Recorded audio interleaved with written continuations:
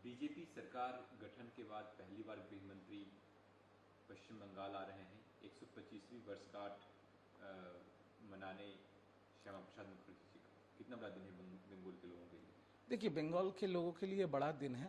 उनकी सरकार बनी है और गृह मंत्री आ रहे हैं बंगाल में। पहले बंगाल में एक रीत था, जब हम तृणमूल के प्रवक्ता थे, हम लोगों को भी बोला जाता था कि बंगाल के बाहर से जो भी आएगा उनको बहिरागत बोलो, उनको बाहर ही बोलो।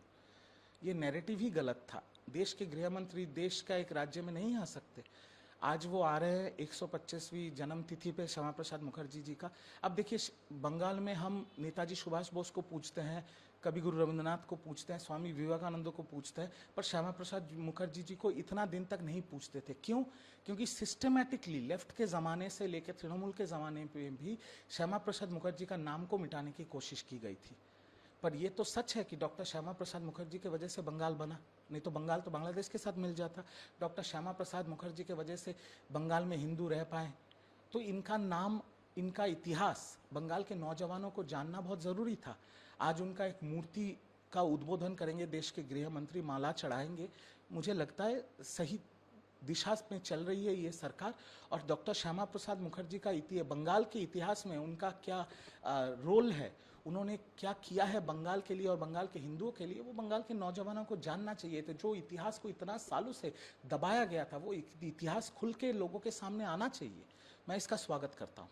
ठीक है। बारुईपुर से एक दुखद घटना, 12 साल के लड़के के साथ जाती हुआ और उसके बॉडी को कहीं न कहीं तालाब में फेंक दिया गया। मॉब लिंचिंग भी हुई है। ममता बनर्जी जाना चाह रही थी, उनको भी रोका गया है।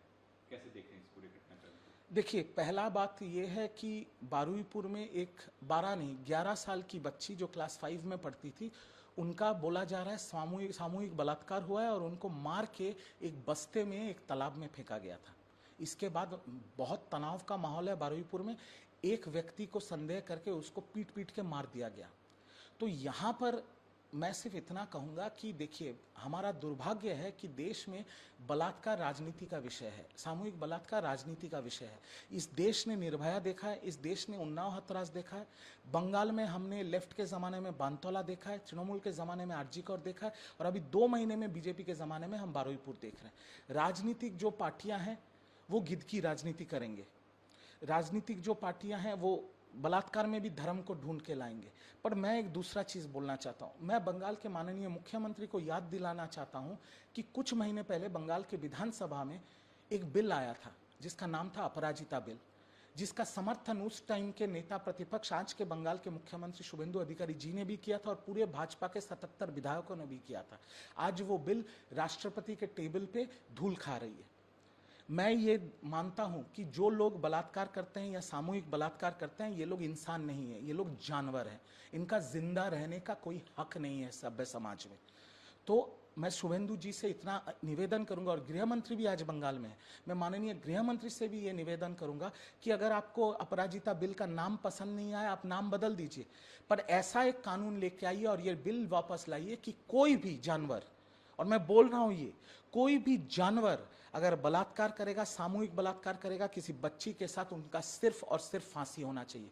कोई इधर उधर कानूनी कार्रवाई, तारीख पे तारीख, ये सब कोई मजाक नहीं होना चाहिए। सिर्फ डायरेक्ट प्रमाण हुआ, फांसी दे दो। जब तक इन जानवरों के दिल में डर नहीं बैठेगा कि हम अगर किसी लड़की का, किसी बच्ची का बलात्कार करेंगे तो हमें फांसी पे चढ़ा दिया जाएगा, तब तक बलात्कार और सामूहिक बलात्कार जैसी बीमारी का खात्मा बंगाल और भारत में नहीं होगा।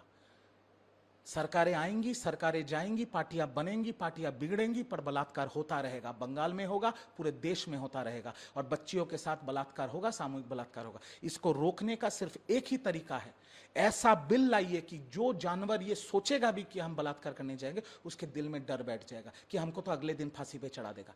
जब तक ऐसा कोई बिल नहीं लाएगा भारत सरकार या बंगाल की सरकार, तब तक ये कारवां चलता रहेगा। मैं इसमें कोई राजनीति करना नहीं चाहता, ना इसमें धर्म लाना है, ना इसमें राजनीति लाना है। पॉलिटिकल पार्टी जो अभी विपक्ष में है, वो लोग गिद्ध की राजनीति करेंगे। वो जाके वहां पर बीएनएस का 163 धारा लग गया, 144 पुराने सीआरपीसी का 144 लग गया, वहां पे उछल कूद करेंगे, मीडिया के सामने ये सब होगा। पर असली मुद्दा है बलात्कार और सामूहिक बलात्कार बंगाल और देश में खत्म करना पड़ेगा। कैसे करना पड़ेगा ये बंगाल की सरकार और देश की सरकार सोचे और वैसा कड़ा कानून लेके आए। ममता बनर्जी को हाउस अरेस्ट है, पुलिस छावनी में तब्दील है। इसको आप दो नजरिए से देख सकते हैं। अगर विपक्ष की नजरिए से देखें तो लोकतंत्र में एक राजनेता का जो अधिकार है उसको आप मिटाना चाह रहे हैं, और दूसरा नजरिया यह है कि law and order is a state subject. आपको याद करना पड़ेगा जब संदेशखाली का घटना घटा था, जब नेता प्रतिपक्ष शुभेंदु अधिकारी वर्तमान मुख्यमंत्री संदेशखाली जाना चाह रहे थे, तब उनको भी पुलिस रोका था कि लॉ एंड ऑर्डर सिचुएशन है। तो law and order is a state subject. जब बारुईपुर में ऐसा घटना घटी है जहां पर इतना तनाव का माहौल है, आग जल रहा है वहां पर, उस माहौल में अगर ममता बनर्जी जी जैसे राजनेता जाएंगे तो वहां पर लॉ एंड ऑर्डर सिचुएशन हो सकता है। और उसको मद्देनजर रखते हुए अगर स्टेट ये सिद्धांत लेता है कि हम उनको रोकेंगे लॉ एंड ऑर्डर के स्वार्थ में, तो लॉ एंड ऑर्डर मानना पड़ेगा और सबको मानना पड़ेगा।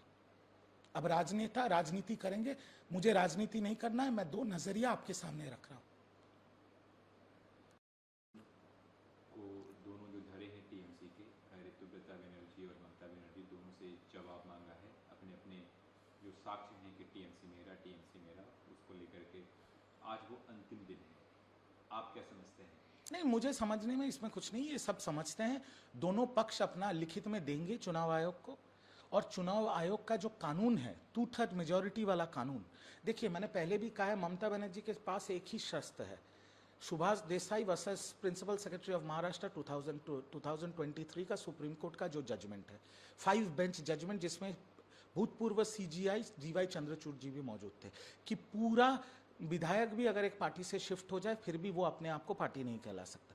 और दूसरी तरफ चुनाव आयोग का आर्टिकल 29 के हिसाब से नियम है कि अगर 2/3 majority of the party shift होता है तो वही पार्टी बन जाते हैं।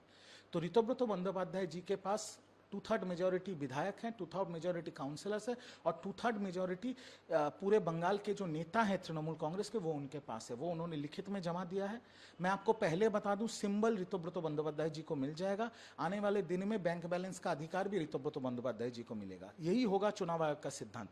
पर यह सिद्धांत के बाद भी मामला यहाँ खत्म नहीं होगा, ये जाएगा हाईकोर्ट तक, फिर ये जाएगा सुप्रीम कोर्ट तक, ये खेला चलता रहेगा बहुत दिन। पब्लिक किसके साथ होगी? अगर जनता को आप अगर पूछेंगे किसी को भी कि आप तृणमूल कांग्रेस मतलब क्या समझते हैं, जनता कहेगी ममता बनर्जी। वो जनता का राय है, बाकी नियम को भी तो मानना पड़ेगा, चुनाव आयोग का भी तो एक नियम है। अगर ममता बनर्जी तृणमूल कांग्रेस है और ममता बनर्जी जी खुद सक्षम नहीं है अपनी 2/3 पार्टी को समेट के रखने में, तो कहीं तो उनके ऊपर भी सवाल खड़ा हो जाता है। तो नियम जैसे सही है, जनता का राय भी सही है, आगे देखना पड़ेगा जनता किसको मानती है।